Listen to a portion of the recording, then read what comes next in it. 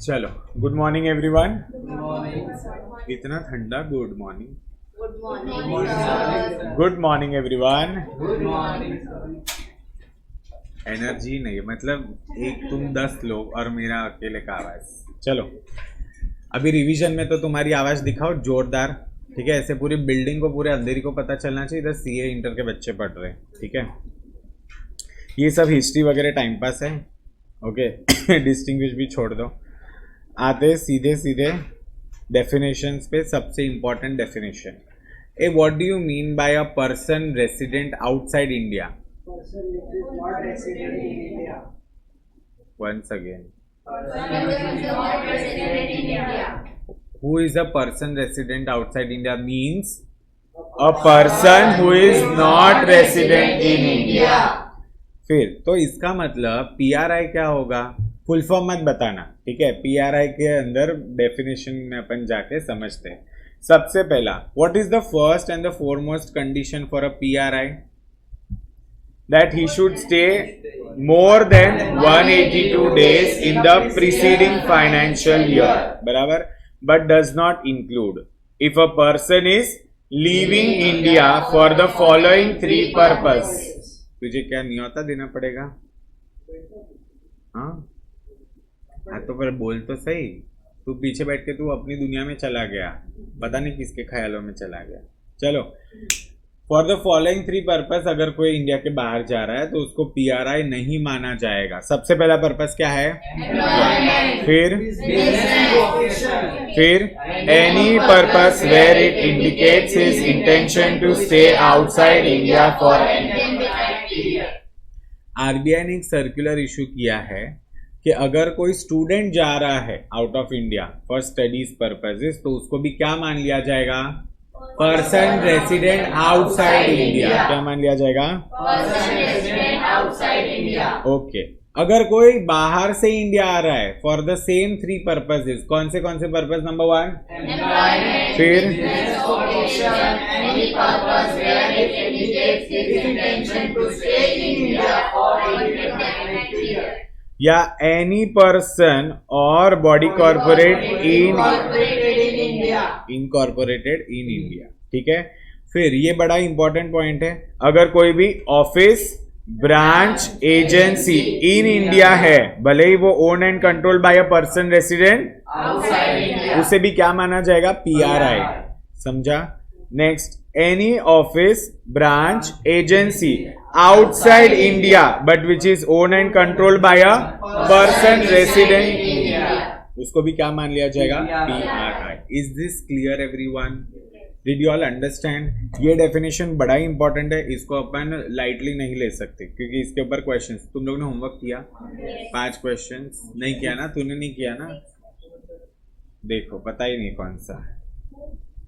चलो next, section number 3। हाँ आगे बैठ, तू आगे बैठ और तू भी आगे आ जा बेटा।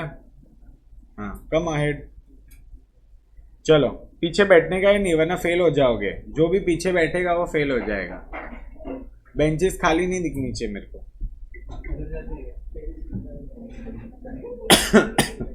चलो, सेक्शन 3 क्या बोलता है? Dealing in foreign exchange. ए मुझे एक बात बताओ, कौन फॉरेन एक्सचेंज में डील कर सकता है? ऑथराइज्ड पर्सन, बराबर, ओके। सो यहाँ पर ये सेक्शन एक नेगेटिव पर्सपेक्टिव बताता है that no person shall be allowed to deal और transfer any foreign exchange otherwise than by an authorised person. फिर नेक्स्ट पॉइंट क्या बोलता है?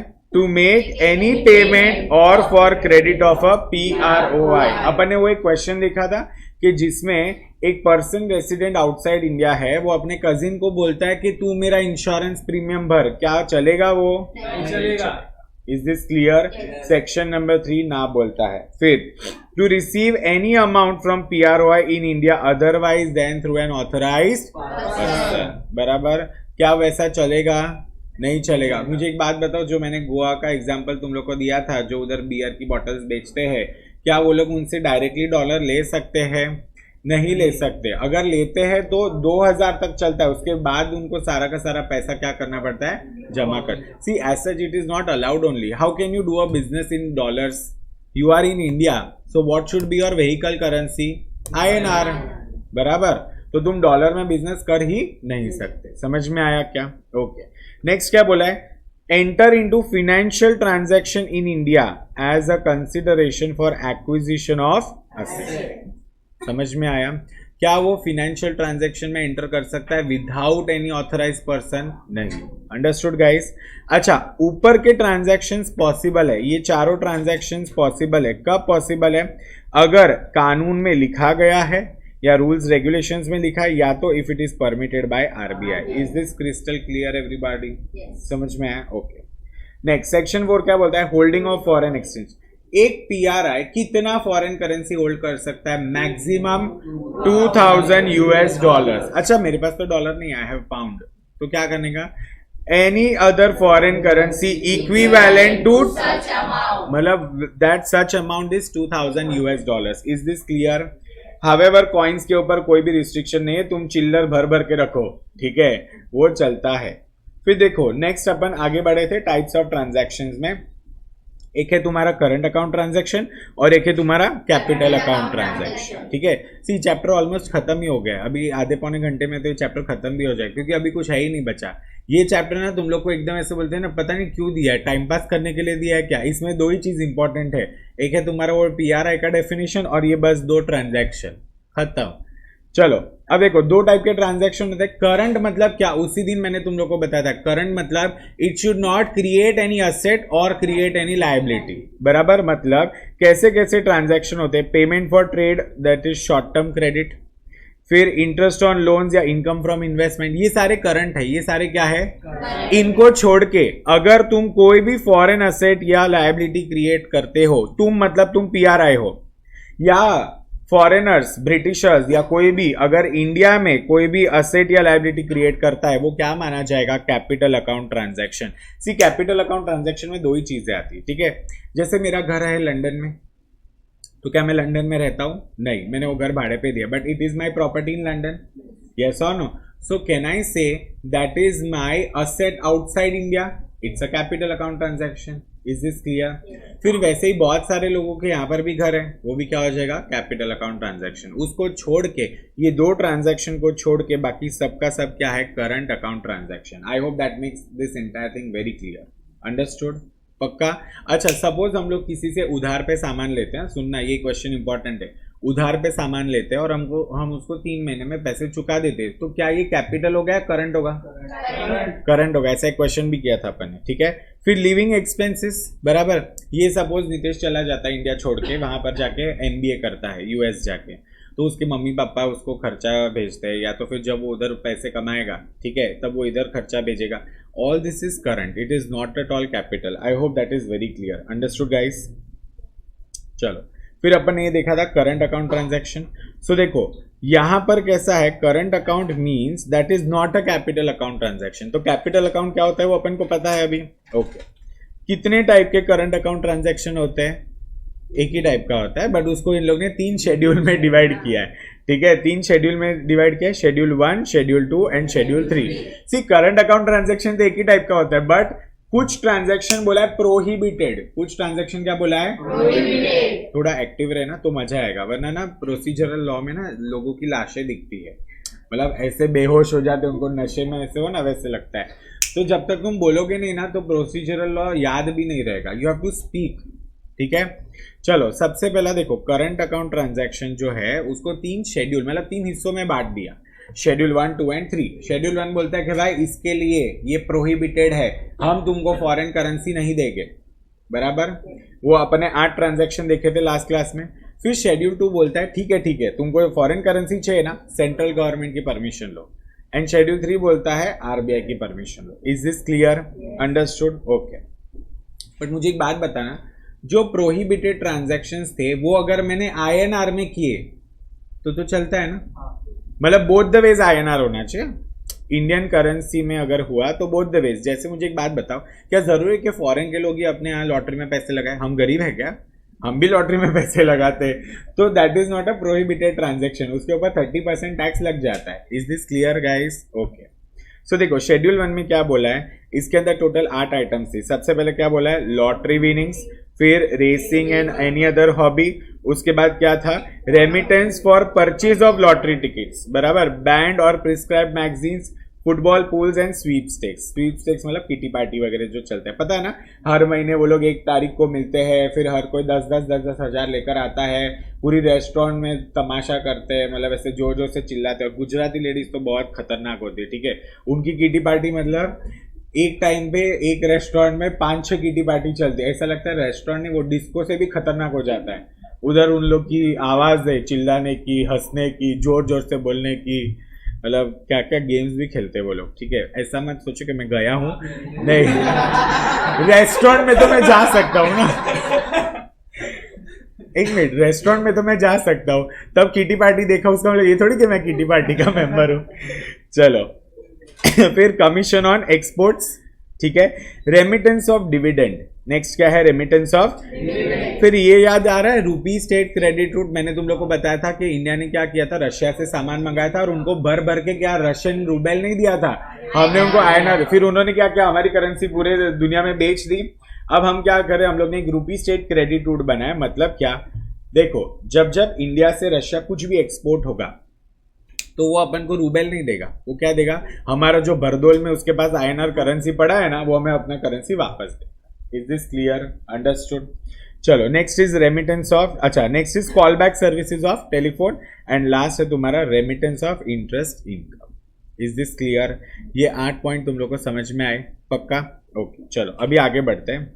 अच्छा एक ना मैं तुम लोग को 2 कॉन्सेप्ट समझाना चाहता हूँ जो तुम लोग सीए फाइनल कस्टम में भी पढ़ोगे, ठीक है। जब मैं तुम लोग को कस्टम्स या जीएसटी पढ़ाऊंगा ना, कस्टम्स की बात कर रहा हूँ मैं, तब मैं तुम लोग को ये कॉन्सेप्ट समझाऊंगा, ठीक है। अब सुनो, what is the meaning of free on board? Free on board, एक मिनट, इसको क्यों नहीं दिखा, अरे यार, ठीक है। तो देखो फ्री ऑन बोर्ड मतलब क्या होता है, इट इज फ्री, एक minute sorry, free on board का मतलब होता है कि देखो जब फॉर एग्जांपल मैंने ना यूएस से कुछ सामान मंगाया, ठीक है, तो यूएस के पोर्ट तक आने का जो भी खर्चा होता है उसको क्या बोलते हैं, फ्री ऑन बोर्ड। जैसे सपोज मेरा cost of the product was $1000, ठीक है, बट $1000 में पैकिंग का खर्चा लग गया, फिर यूएस में वो एकदम किसी कॉर्नर में था, वहाँ से पोर्ट तक आने का खर्चा हो गया, तो हैंडलिंग चार्जेस, पोर्ट में लगा courier charges, not courier charges, वो कुली चार्जेस जैसा रहता है ना, उसको हैंडलिंग वगैरह बोलते हैं।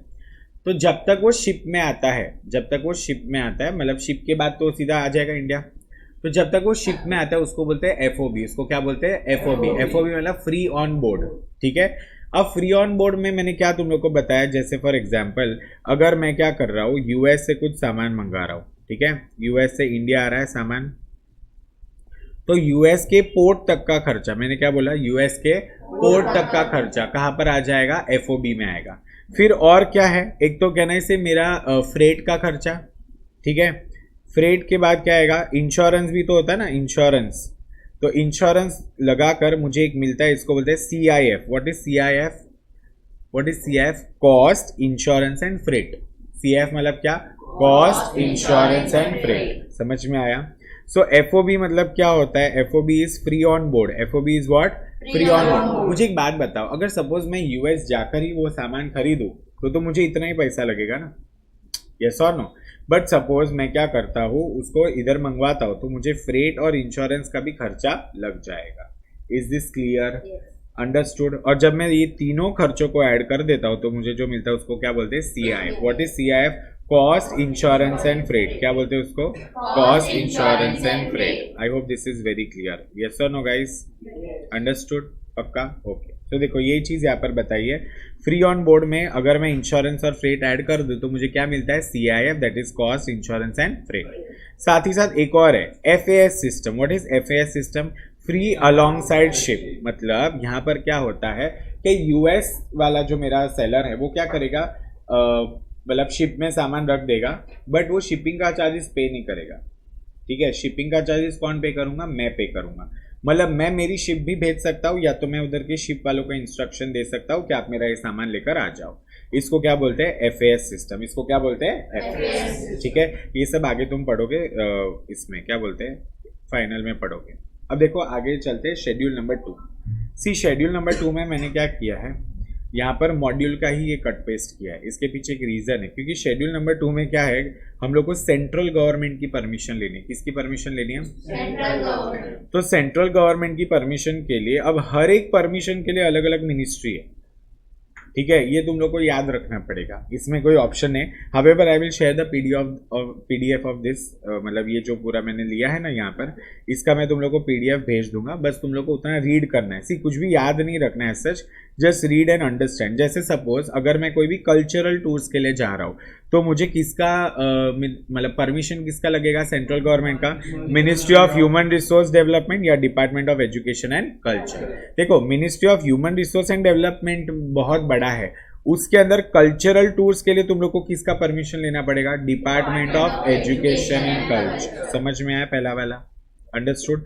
उसके बाद क्या बोला है? अगर हमको एडवर्टीजमेंट करना है फॉरेन प्रिंट मीडिया, बराबर, जैसे तुम लोग ने देखा रहेगा न्यूयॉर्क में अपनी फिल्म्स का प्रमोशन होता है, फिर शाहरुख खान का बर्थडे दुबई में वो लोग पूरा ये करते हैं, ठीक है, बुर्ज खलीफा के ऊपर।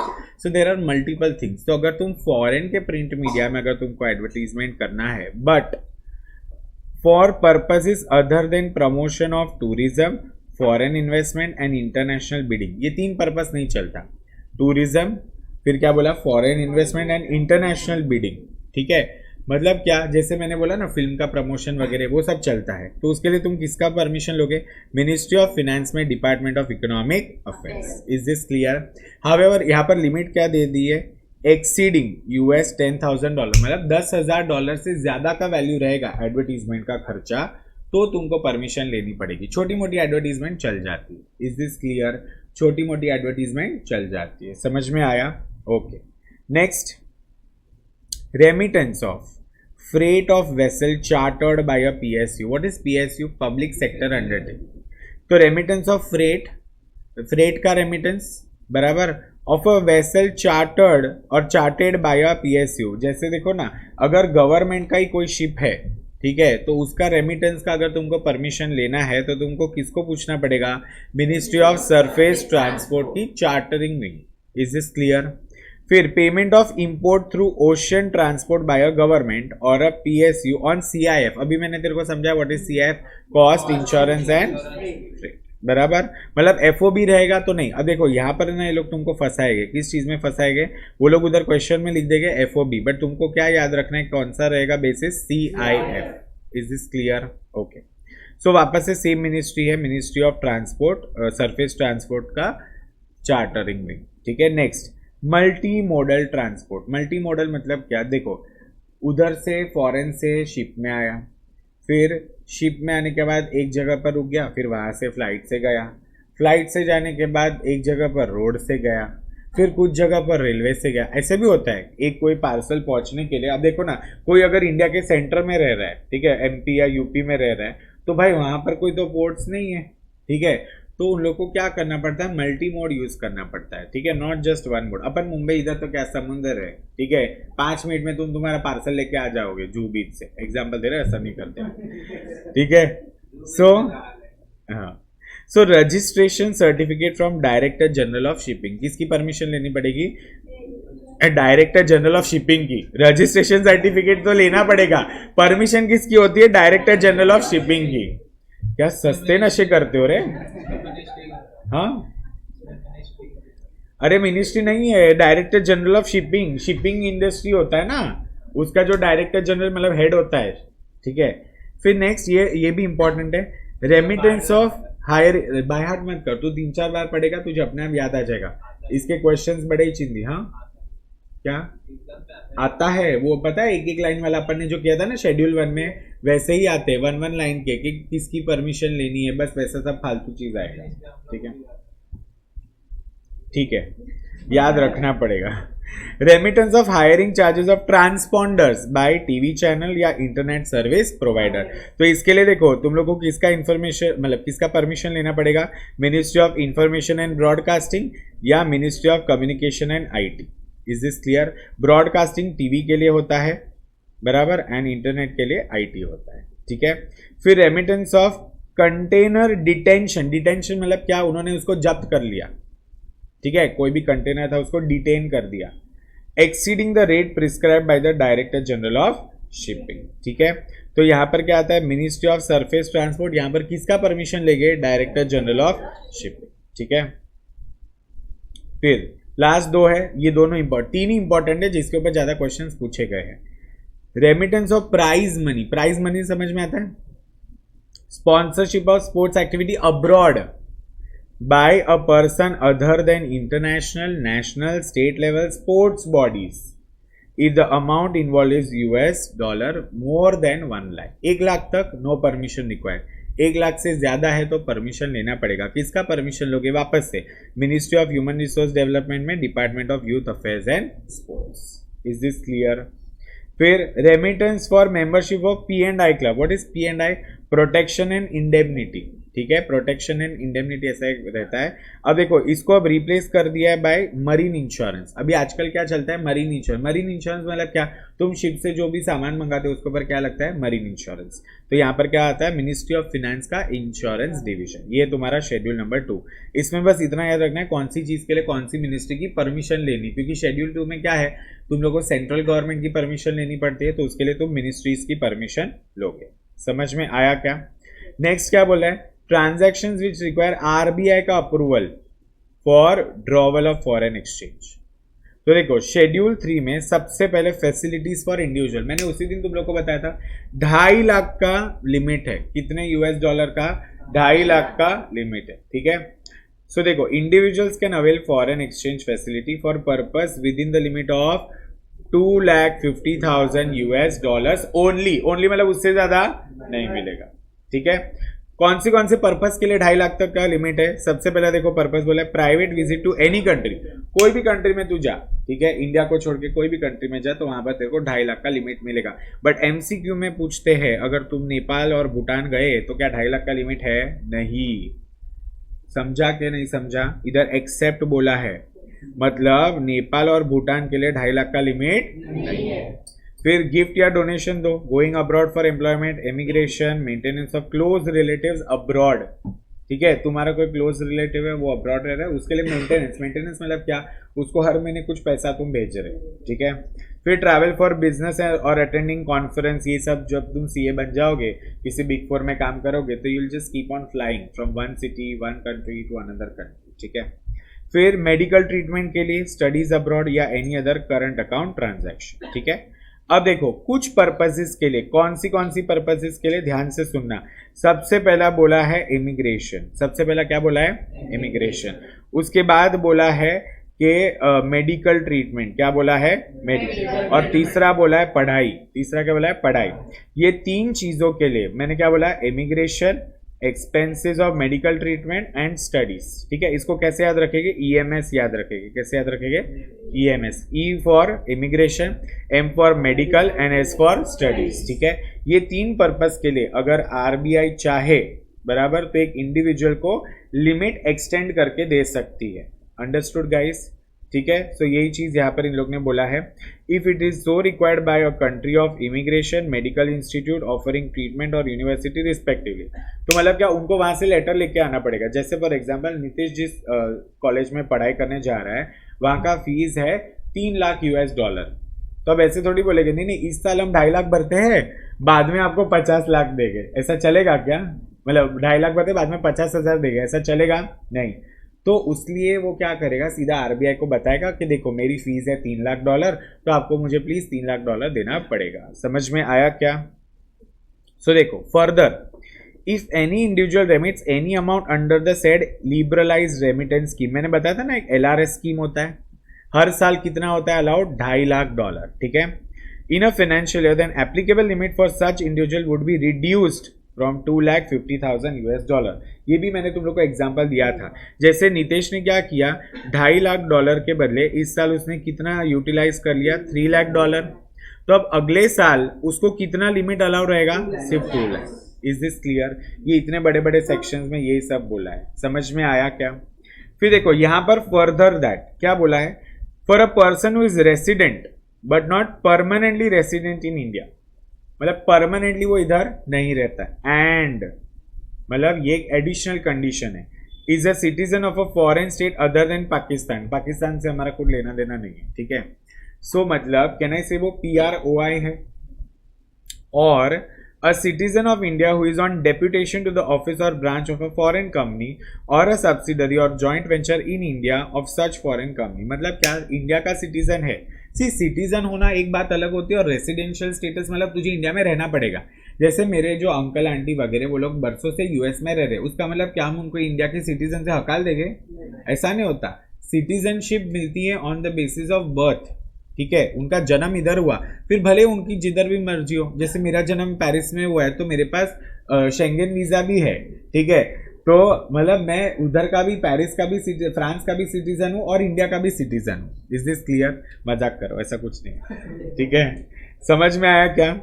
चलो सेकंड क्या बोला है, facilities for person other than individual. अब देखो इंडिविजुअल के लिए $2.5 लाख का लिमिट है, तो भाई कंपनी, LLP, AOP, BOI उन लोग के लिए क्या है? सो देखो, the following remittance by person other than individual shell require prior approval of RBI। मतलब क्या कि इंडिविजुअल को तो एक LRS स्कीम दे दिया। LRS स्कीम का फुल फॉर्म क्या है? लिबरलाइज्ड रेमिटेंस स्कीम, बराबर। बाकी लोग क्या करेंगे? हवन करेंगे?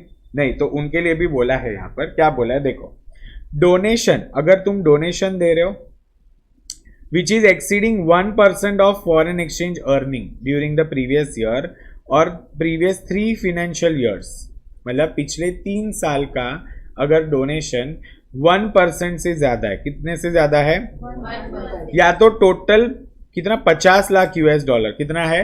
$50 lakh, which ever is less, ठीक है। उनके लिए लिमिट ऐसे अजीब लिमिट दी है कि 1% ऑफ डोनेशन और $50 lakh, which ever is lesser amount, ये उनके लिए क्या है? लिमिट है, ठीक है। अब देखो, क्रिएशन ऑफ चेयर्स, किस चीज के लिए? क्रिएशन ऑफ चेयर मतलब डेजिग्नेशन, चेयर मतलब उधर खुर्चियां नहीं बनाना है, ठीक है। In a reputed educational institutes, ठीक है, मतलब अगर तुम किसी को डोनेशन दे रहे हो, जैसे फॉर एग्जांपल मैं क्या करता हूँ, लंदन की एक यूनिवर्सिटी है, ठीक है, ऑक्सफोर्ड यूनिवर्सिटी, वहां पर मैं डोनेशन देता हूँ। अब वो डोनेशन के लिए मैक्सिमम मेरे को कितना अलाउ किया जाएगा? $50 लाख, बट वो डोनेशन किस पर्पस के लिए दे रहा हूँ? उधर किसी डेजिग्नेशन के लिए, ऑफ अ रेप्यूटेड, इज्जत वाली होनी चाहिए, वरना उनको क्या लगेगा हम फ्रॉड कर रहे हैं, स्मगलिंग कर रहे हैं, ठीक है, ऐसा कुछ भी हो सकता है। नेक्स्ट क्या बोला है? कॉन्ट्रीब्यूशन टू फंड्स, किसी भी फंड में तुम कॉन्ट्रीब्यूट कर रहे हो, promoted by such educational institute, ठीक है। एंड तीसरा क्या बोला है? contribution to a technical institution or a body or association in the field of activity of the donor company, मतलब और कोई भी पर्पस के लिए, जो जैसे फॉर एग्जांपल मैं किसी नई मेडिसिन के रिसर्च के लिए पैसा दे रहा हूँ, ठीक है, वो भी सब में माना जाएगा। इन शॉर्ट तेरे को लिमिट क्या याद रखना है? $50 लाख और 1% of the donation. Is this clear? बस इतना ही याद रखना।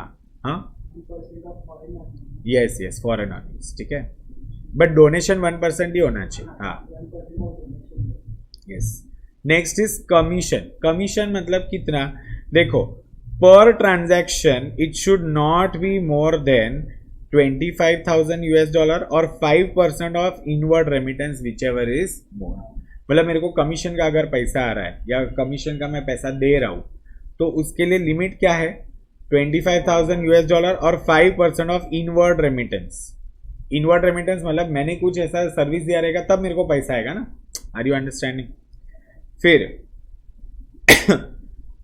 Remittance exceeding $। अच्छा, यहां पर हाईलाइट मैंने किया है, सेल ऑफ रेसिडेंशियल फ्लैट्स और commercial plots in India. Plot किधर होना चाहिए? इंडिया में। सपोज यूएस में प्लॉट है तो उसके लिए इधर कुछ भी बोला नहीं गया है, ठीक है, सुनना ध्यान से। Next, remittance exceeding. ये रेमिटेंस मतलब हमेशा याद रखो, एक शब्द याद रखने का, रेमिटेंस मतलब फॉरेन से पैसा आ रहा है। रेमिटेंस मतलब क्या? फॉरेन से पैसा आ रहा है, सिंपल एज दैट, ओके। या तो फॉरेन से अगर पैसा, मतलब फॉरेन क्या, इंडिया से पैसा बाहर जा रहा है, वो भी रेमिटेंस आ जाएगा। तो क्वेश्चन में तुम लोग ये बात समझ लेना, जैसे देखो यहाँ पर कमीशन जो है, अगर sale of plot in India है तो क्या इंडिया में पैसा आएगा क्या? हम तो कमीशन बाहर देंगे। बट सपोज मेरी किसी फॉरेन में प्रॉपर्टी बेची और उसको कमीशन, मतलब मैंने अगर कुछ ऐसा काम किया और मेरे को रेमिटेंस मिल रहा है, तो पैसा आने के लिए कोई भी रिस्ट्रिक्शन नहीं है, पैसा जाने के लिए रिस्ट्रिक्शन है। देखो एक सिंपल बात बताता हूँ, ये शेड्यूल्स और ये करंट कैपिटल अकाउंट ट्रांजैक्शन को कैसे याद रखने का।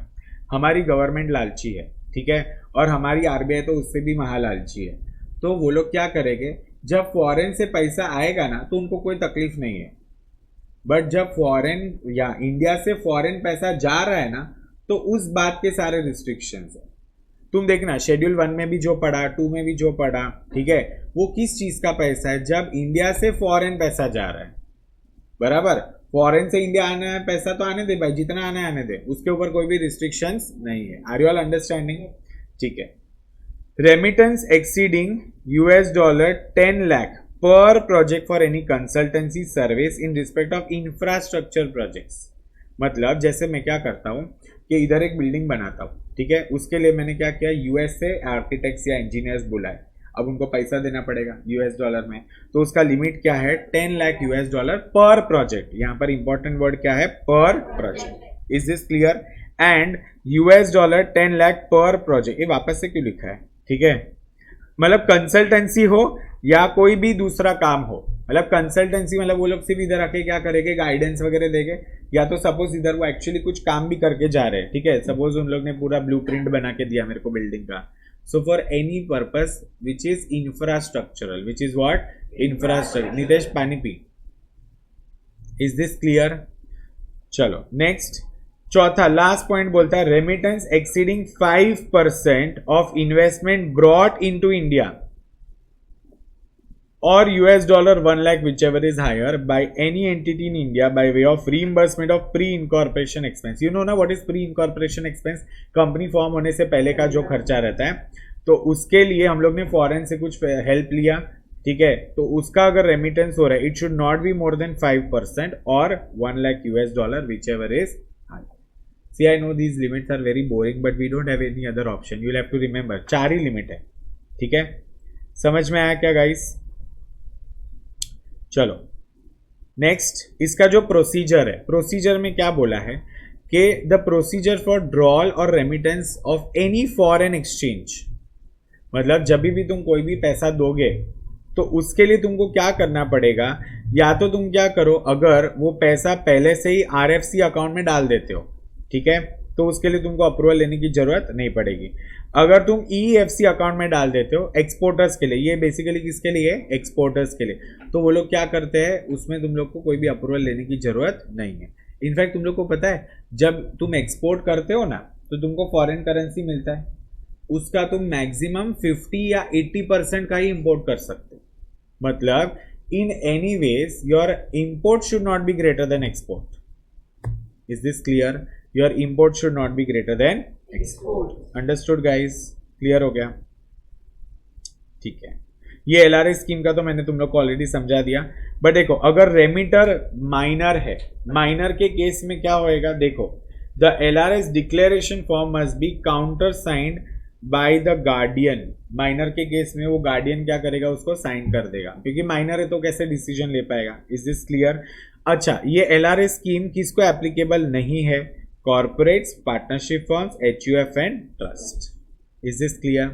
फिर consolidation of remittance of family members, मतलब क्या एक साथ सब फैमिली मेंबर्स मिलकर कुछ कर रहे हैं, तो remittance under scheme can be consolidated in respect of family members subject to individual family members complying with its terms and condition. जैसे कंसोलिडेटेड होके सबका, जैसे सपोज तुम, तुम्हारे मम्मी पापा सब मिलके 4 लोग, ठीक है, और तुम्हारा भाई बहन जो भी है, 4 लोग मिलके US जा रहे हो, तो पर पर्सन 2.5 लाख की लिमिट है, तो कंसोलिडेटेड तो 10 लाख होएगा ना। Are you understanding?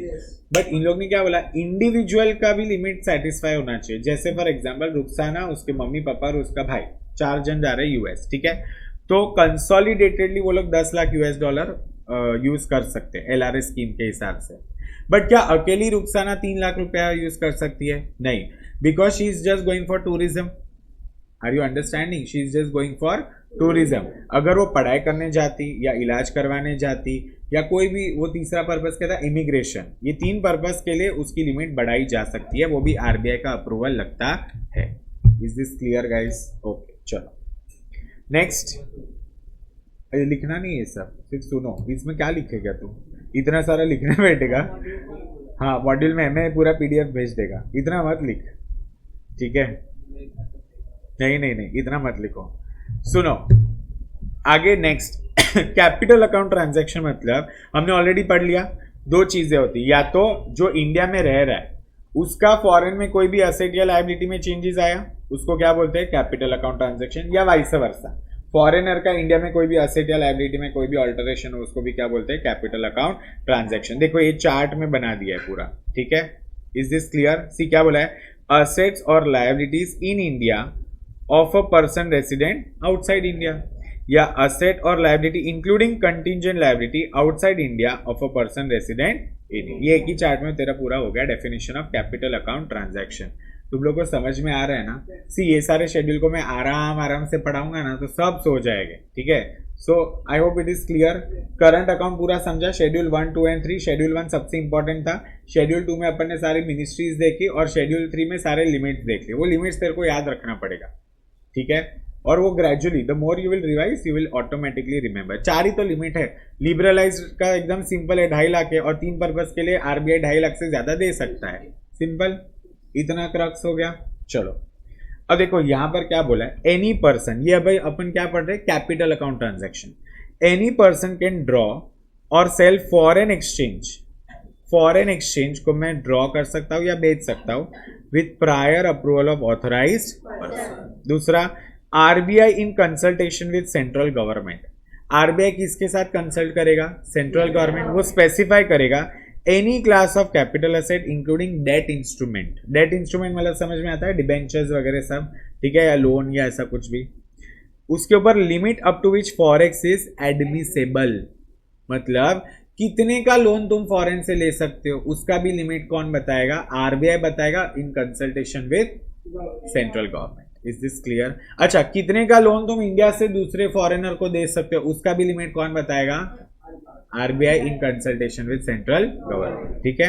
अब देखो कुछ चीजें सेंट्रल गवर्नमेंट भी तो कंसल्ट करेगा विद आरबीआई, तो वो स्पेसिफाई करता है। देखो central government in consultation with RBI 2 चीज स्पेसिफाई करता है, any class of capital asset not including debt instrument. सुनना, दोनों में अलग अलग है।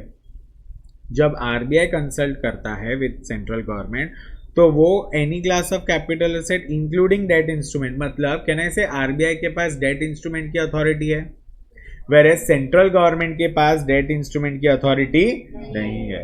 Are you all understanding? And limit up to which forex is admissible. See ये पॉइंट 2 एंड 3 ना दोनों सेम है। तेरे को इसमें क्या याद रखना है, जब आरबीआई के पास अथॉरिटी है डेट इंस्ट्रूमेंट की, वेयर सेंट्रल गवर्नमेंट के पास डेट इंस्ट्रूमेंट की अथॉरिटी नहीं। Is this crystal clear? क्या बोला मैंने विशाल? हाँ, क्या बोला मैंने अभी? आरबीआई और सेंट्रल गवर्नमेंट का बोला कि जो फॉरेन है ना, फॉरेन सेंट्रल गवर्नमेंट को पावर नहीं है, आरबीआई को पावर है। किस चीज की पावर?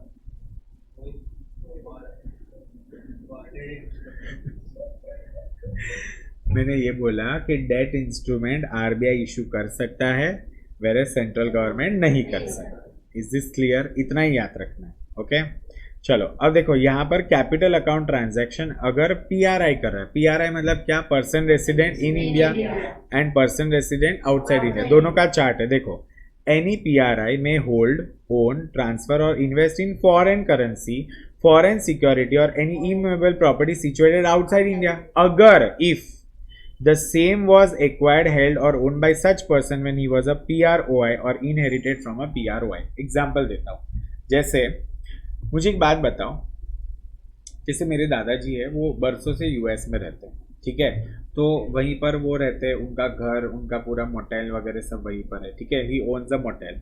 अब जब वो मर गए, जब जिंदा है, जब वो मर जाएंगे तो वो पूरी मोटेल मेरे नाम पे शिफ्ट हो जाएगी या मेरे पापा के नाम पे शिफ्ट हो जाएगी। अब हम लोग तो पीआरआई है, but now what is happening, we are getting a property which is situated outside India, yes और नो? तो कैन आई से क्या वो हमारे लिए ऐसे टैक्सेबल, मतलब टैक्सेबल एज इन क्या, उसके लिए हमारे लिए बोलते ना हमको परमिशन लेने की जरूरत पड़ेगी क्या? क्यों परमिशन ले भाई, क्यों परमिशन ले? अरे फॉरेन, अरे पर हम थोड़ी खरीद रहे, हम खरीद नहीं रहे, ठीक है, हाँ, तो लीगली मिल गया ना हमको। बट मुझे एक बात बताओ, कैन आई से it will still be a capital account transaction, yes और नो? परमिशन नहीं लेनी है, ठीक है, but it will still be a capital account transaction. Why? Because now I will have a property which is situated outside India. Is this clear? अच्छा, similarly देखो, अ PROI में PROI मतलब जो ऑलरेडी आउटसाइड इंडिया है, may hold, own, transfer or invest in Indian currency, security or any immovable property situated in India if the same was acquired, held or owned by such person when he was a PRI or inherited from a PRI. ये पूरा example को reverse कर दो, ठीक है। Suppose मैं US में ही रहता हूँ और मेरे दादाजी यहाँ पर रहते हैं, ठीक है, तो जब वो मर जाएंगे तब मुझे यहाँ की सारी जमीन जायदाद सब मिल जाएगा। यस, अच्छा, इज दिस क्लियर? अब देखो, और एडिशन में क्या बोला है, that following transactions are covered under section 6 sub section 4। ए 6(4) क्या था तेरा, ये वाला, पीआरआई की प्रॉपर्टी कहां पर है, आउटसाइड इंडिया, ठीक है। पीआरआई की प्रॉपर्टी कहां पर है, आउटसाइड इंडिया। देखो कौन सी चीज है, foreign currency accounts open by PRI when he was a PROI, बराबर। जैसे जब मैं ऑलरेडी फॉरेन में था तब मैंने उधर एक अकाउंट खुलवाया था, जैसे मेरा स्विस बैंक में अकाउंट है, तो क्या वो इंडिया आने के बाद मैंने खुलवाया, नहीं, तभी का ऑलरेडी है, जब मैं स्विट्जरलैंड में रहता था तब का है, ठीक है, तो वो चलता है। फिर income from employment, business, vocation outside India when he was the PROI, ये भी तो चलेगा, ठीक है। फिर forex outside India by PRI acquired by inheritance from PROI, वापस से इनहेरिटेंस में मेरे को फॉरेन करेंसी मिला, चलेगा। PRI can freely utilise eligible assets abroad, मतलब वहां पर जो भी मेरे असेट्स है उसको मैं यूटिलाइज कर सकता हूं, और इनकम और sale proceeds therefrom after their return to India. मुझे एक बात बताओ, जैसे अगर मेरा प्रॉपर्टी अब्रॉड में है, उससे रेंटल इनकम आ रहा है तो अच्छी बात है ना, ठीक है, उसको फिर भी क्या माना जाएगा, कैपिटल अकाउंट ट्रांजैक्शन ही माना जाएगा।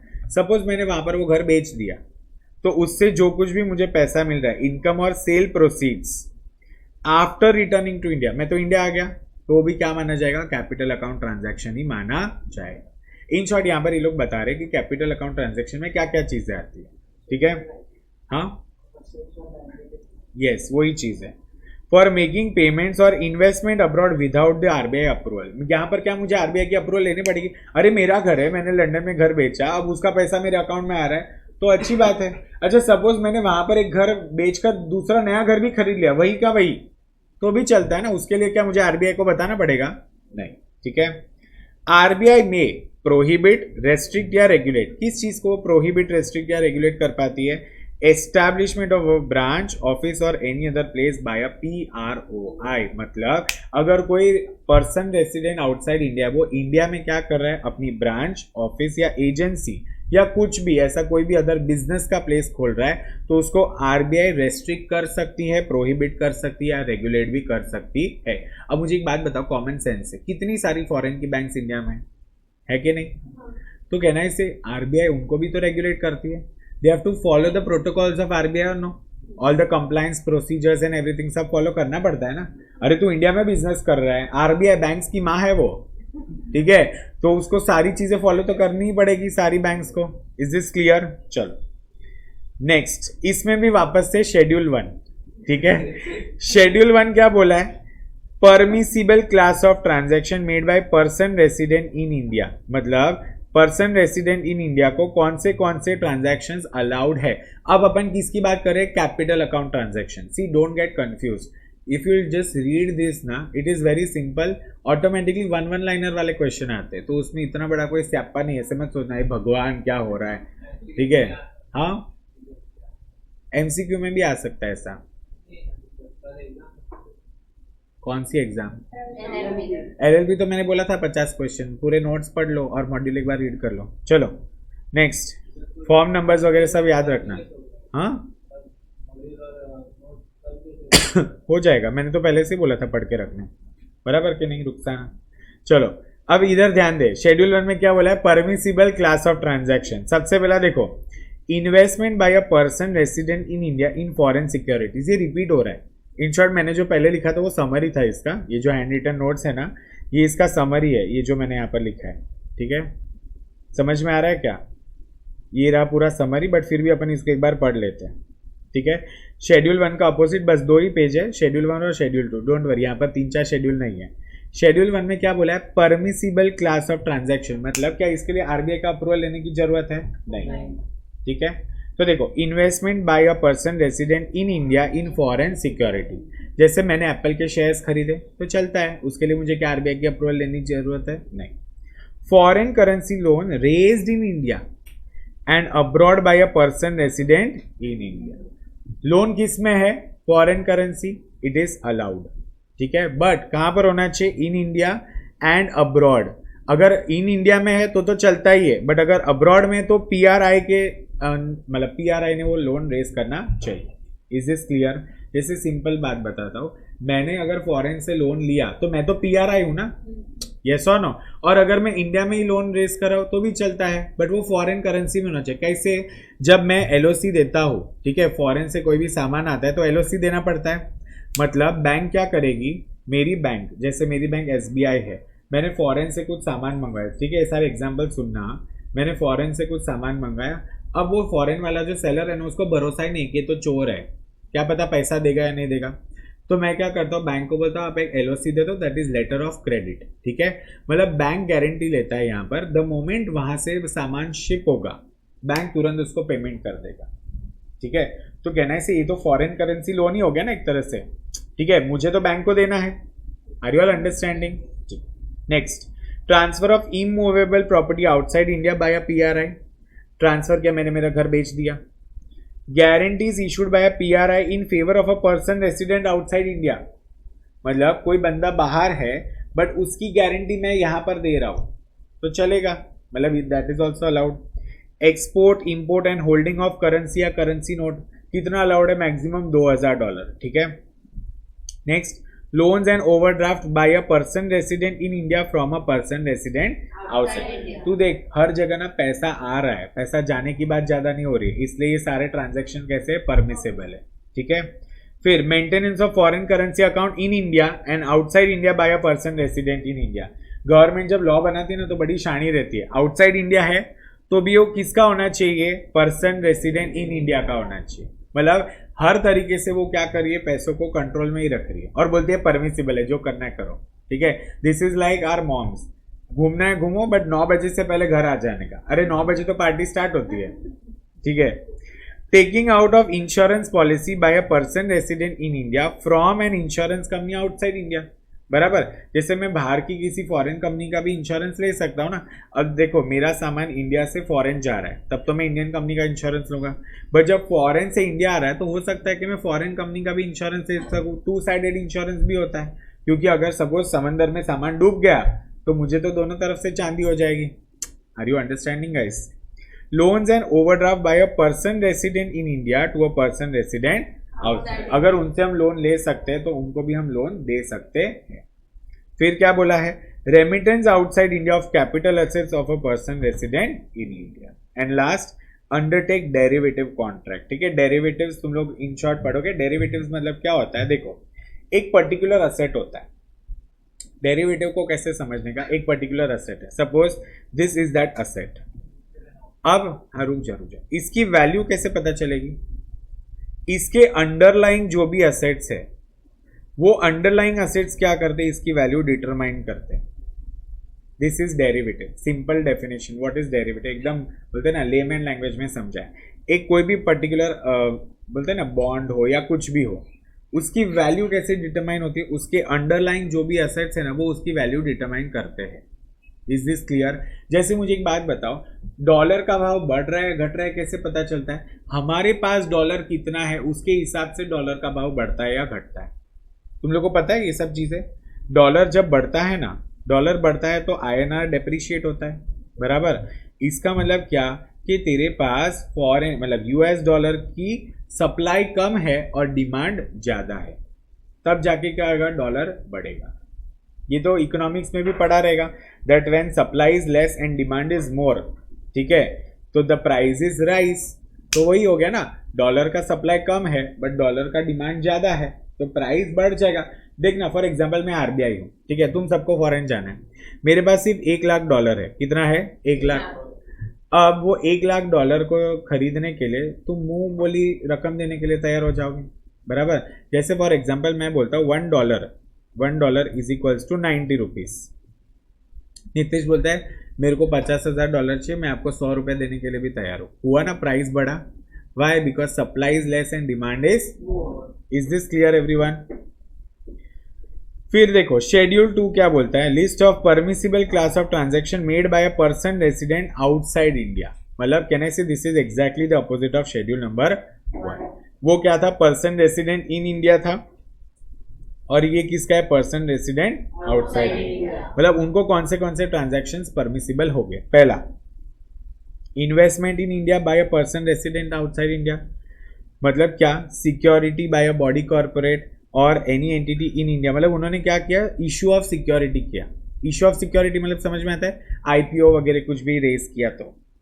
And investment there in by a person resident outside India. तो उसके ऊपर भी क्या है, अलाउंस है, लिमिट नहीं है, रिस्ट्रिक्शंस नहीं. क्या बोला है, परमिसिबल क्लास ऑफ ट्रांजैक्शन.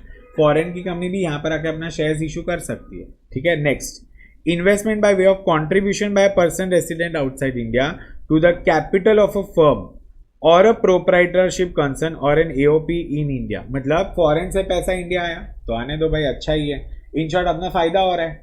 देख, फॉरेन से पैसा इंडिया आएगा तो जलसा ही है, चाहे पीआरआई खुद लेकर आए या पीआरवाई लेकर आए. समझा, पैसा आ रहा है ना, दैट इज इंपॉर्टेंट. एक्विजिशन और transfer of immovable property in India by a person resident outside India, तो भी पैसा इंडिया में आया. Guarantee by a person resident outside India in favour of और on behalf of a person resident in India. मतलब guarantee दे रहा है, सपोज इंडिया वाले ने अगर धोखा दिया तो फॉरेन से पैसा आ जाएगा. ठीक है. फिर import and export of currency note into या from India by a person resident outside India. Deposit by a person resident in India and a person resident outside. मतलब दोनों के बीच में अगर कोई भी डिपॉजिट हो रहा है, अल्टीमेटली पैसा इंडिया आ रहा है तो चंगा है, मतलब सब अच्छा है. Foreign currency account in India, ये फॉरेनर्स के इधर अकाउंट हो सकते हैं ना, जिसमें लोग भरदौल में पैसा रखेंगे. यस और no. In India of a person resident outside India. मतलब देखो, मैंने तुम लोग को बोला था एक आरएफसी अकाउंट और एक ईएफसी अकाउंट. अरे आगे इधर देखा ना अपने अकाउंट, भूल गए क्या, इधर गया. हाँ देखो, आरएफसी अकाउंट और ईएफसी अकाउंट. ठीक है. यहाँ पर इसके अंदर तुम अगर पैसा रखते हो तो चलता है. फिर नेक्स्ट क्या है, रेमिटेंस. देखना ये इंपॉर्टेंट है. Remittance outside India of capital asset in India of a person resident. ठीक है. एंड लास्ट क्या बोला है, अंडरटेक डेरिवेटिव कॉन्ट्रैक्ट. ठीक है. इसको इतना याद नहीं रखोगे तो भी चल जाएगा. ओके. अब देखो एक और है, लास्ट इज प्रोहिबिशन. सुनो, transactions with no restriction they are amortization of loan. You know ना what is amortization of loan? What is amortization? Loan कम होना. ठीक है. And depreciation of direct investment in the ordinary course of business. इसके लिए कोई भी restrictions नहीं है. प्रोहिबिशन. ठीक है. प्रोहिबिशन क्या बोला है, अंडर एलआरएस स्कीम $2.5 लाख तक कोई भी परमिशन लेने की जरूरत नहीं है. बराबर. Prohibition for पीआरओआई. पीआरओआई के लिए और क्या प्रोहिबिशन है, जैसे अगर उसने इन्वेस्ट किया चिट फंड में. You know what is chit fund? मतलब क्या होता है चिट फंड, मतलब क्या, हाँ जैसे लक्ष्मी चिट फंड है, उसने पैसा डाला, उसका जैसे जिसका नाम आता है वो सारा पैसा लेकर जाता है. किटी पार्टी जैसा ही होता है. ठीक है. सो देखो, state government can permit the transaction for chit funds in India bye NRI. अब देखो, सेंट्रल गवर्नमेंट ने इसकी परमिशन नहीं दी है, बट अगर स्टेट गवर्नमेंट देता है कि भाई हाँ हम लोग हमारे स्टेट के चिट फंड में, देखो स्टेट फंड वाइज होता है, मतलब chit fund is state wise. हर एक स्टेट अलाउ करती, कुछ स्टेट्स अलाउ करती, कुछ स्टेट्स अलाउ नहीं करती.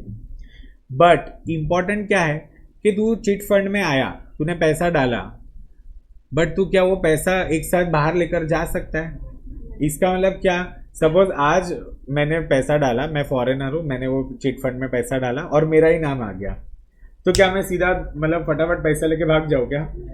तो कौन सा बेसिस बोला है, नॉन रिपाट्रिएशन बेसिस. कौन सा बेसिस बोला है, नॉन रिपाट्रिएशन. मतलब क्या, घर लेके जाने का. बराबर. जैसे पता है बर्थडे पार्टीज में भी ऐसा होता है. बराबर. कुछ लोग क्या करते हैं, दूसरों की भी गिफ्ट उठा के लेके चले जाते हैं. ठीक है. या तो पता है कहीं अनलिमिटेड फूड में गए हो, अनलिमिटेड में नहीं गए हो अनलिमिटेड में, उधर कुछ भी तुम पार्सल नहीं करवा सकते. जो खाना है वो उधर ही खाने का. ठीक है. इधर है ओबराय मॉल में महाराजा भोग करके, वहां पर जाना. हाँ तो उधर ऐसे नहीं बोल सकते 2 खमन ढोकला पार्सल कर दो. मतलब you can not repatriate it to your home. ठीक है. इन शॉर्ट क्या बोला है, चिट फंड में as such it is not allowed, but अगर स्टेट गवर्नमेंट परमिशन दे रहा है तो तुम उसको कैसे अलाउ कर सकते हो, ऑन नॉन रिपाट्रिएशन बेसिस। इधर मैंने मतलब भी लिखा है, can't be sent outside India. दूसरा, इन्वेस्ट इन निधि कंपनी, फिर invest in agricultural plantation activity. ये सारे क्या है भैया, प्रोहिबिशन है, मतलब ये सब अलाउड नहीं है। एक पीआरओ ये सारी चीजों में पैसा नहीं डाल सकता, चिट फंड में नहीं डाल सकता, बट अगर स्टेट गवर्नमेंट अलाउ करती है तो चलता है। बट कौन सा बेसिस होना चाहिए, नॉन रिपाट्रिएशन बेसिस, मतलब वो पैसा फंस जाएगा। समझ में आ रहा है। दूसरा, निधि कंपनी में नहीं डाल सकता, साथ ही साथ एग्रीकल्चर एंड प्लांटेशन एक्टिविटी में पैसा नहीं डाल सकता, रियल एस्टेट बिजनेस में नहीं डाल सकता, या कंस्ट्रक्शन ऑफ फार्म हाउस में भी नहीं डाल सकता। बट ये जो चौथा पॉइंट है ना, इसका भी एक एक्सेप्शन है। इसका क्या एक्सेप्शन है, देखो ध्यान से। अगर टाउनशिप, तुमको पता है आजकल हर जगह टाउनशिप बन रही है, वापी, वलसाड़, फिर इधर ये पालघर, सफाले में टाउनशिप बनाते हैं, ठीक है, अडानी या तो फिर कोई रुस्तम जी की एक टाउनशिप मतलब पता है, एक पूरा ऐसे कॉलोनी जैसा बना देते हैं, कोई नगर बना दिया, ठीक है, वहां पर। हाँ, धारावी का भी पूरा टाउनशिप होने वाला है, ठीक है। But that should be for residential और कमर्शियल प्रीमाइसेस, या तो फिर रोड या ब्रिजेस बनाने के लिए। अच्छी बात है, आओ फॉरेनर अगर हमारे इधर रोड और ब्रिज बनाने के लिए पैसा डाले तो डालने दो। समझ में आया? अच्छी बात है ना, हम लोग को खुद को फंड रेज करने की जरूरत ही नहीं है, फिर से क्यों देना पड़ेगा, उसको टाइम लगता है, ठीक है। ये टोल टैक्स वगैरह सब कलेक्ट होने को टाइम लगता है। See they are investing in that. Investment में मुझे एक बात बताओ, शेयर मार्केट में इन्वेस्ट करेगा तो उसका रिटर्न फटाफट आता है। ये सब चीज़ों में क्या जल्दी आता है क्या रिटर्न? नहीं, और ज़्यादा अमाउंट भी डालना पड़ता है ना पहली बात। तो हम तो क्या देखते हैं कि कितना फॉरेन से पैसा आ रहा है। Is this clear? फिर real estate investment trust. What is real estate investment trust? बड़ा इंटरेस्टिंग कॉन्सेप्ट है, इसमें मजा आएगा, ठीक है, सुनना ध्यान से। एक होता है रीट्स करके, इंडिया में कुछ मैं तुम लोग को सर्च करके बताऊंगा कि कितने रीट्स है, ठीक है, मैं बताता हूँ। रीट कैसे बनता है पहले वो समझो। जैसे फॉर एग्जांपल नितेश को क्या है ना, प्रॉपर्टी में इन्वेस्ट करना है। नितेश है, रुखसाना है, अंजलि है, फिर ये सब तुम सबको ना प्रॉपर्टी में इन्वेस्ट करना है। मैंने बोला क्या तुम मुंबई में 1.5 करोड़ का घर आज के आज खरीद पाओगे? नहीं, बराबर। अब तुम लोग को प्रॉपर्टी क्यों खरीदने, क्या तुम्हारे पास घर नहीं है, बट तुमको एक एडिशनल इन्वेस्टमेंट करना है, बिकॉज उसमें रिटर्न हाई रहता है और रिस्क भी नहीं है, ठीक है। तो तुमने क्या किया, मेरे को पैसा दिया, आई एम द मैनेजर, ठीक है। सो मैं क्या करता हूँ, तुम सबके पास से पैसा कलेक्ट करता हूँ, तुम सब लोगों ने मेरे को पैसा दिया, ये एक फंड बन गया। उसके बाद एक साथ जब सबका पैसा मिल जाएगा तो मैं क्या करूँगा, एक फ्लैट खरीदूंगा, बराबर। मैंने एक मस्त 25 लाख का एक फ्लैट खरीद लिया, तुम सब लोग ने 5-6 लाख मिलकर पैसा दिया, जिसने जितना पैसा दिया उसका वो वैल्यू रहेगा। वो फ्लैट खरीद के मैं क्या करता हूँ, उसको रेंट पे चढ़ा देता हूँ, तो एटलीस्ट तुमको तुरंत इनकम होना स्टार्ट हो गया, बराबर। अब सपोज वो 30,000 रेंट है और अपन इधर 10 लोग हैं, सपोज सब लोगों ने एक बोलते ना इक्वल अमाउंट में इन्वेस्ट किया, 3 लाख करके 30 लाख का प्रॉपर्टी खरीदा, उसको 30,000 भाड़े पे चढ़ा दिया। तो हर महीने कितना तेरे को मिलेगा, 30 डिवाइड बाई 10, 3,000 तेरे को हर महीने का मिल गया रेंटल इनकम, ठीक है।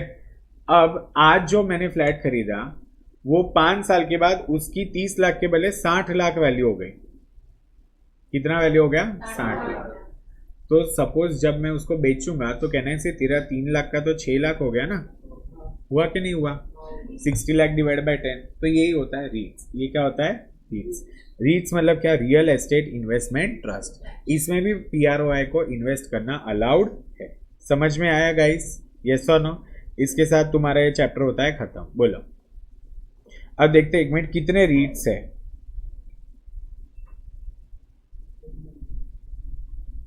देखो कितने रीट्स है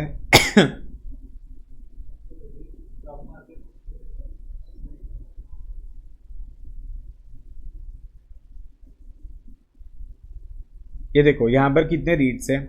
एक तो अपना मलाड वाला माइंड स्पेस, फिर Embassy Office REIT, Nexus Select. इसका तुम शेयर्स भी खरीद सकते हो, मतलब वही पता है मुझे, बट मैं बता रहा हूँ कि रीट कैसे बनता है, इनिशियली कैसे बना था। आजकल तुम इसका शेयर्स भी खरीद सकते हो।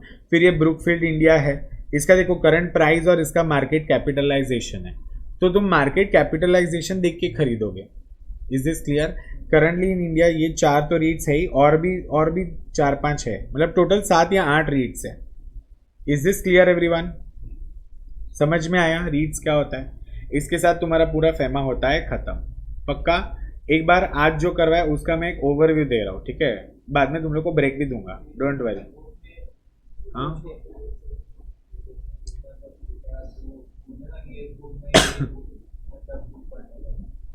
बेटा, मेरे को प्रॉब्लम नहीं, तू मैं पीडीएफ भेज दूंगा, तू बाद में लिख देना, बराबर? बट इतना सारा, एक मिनट, इसको क्या हो गया? मोबाइल में रहता नहीं है।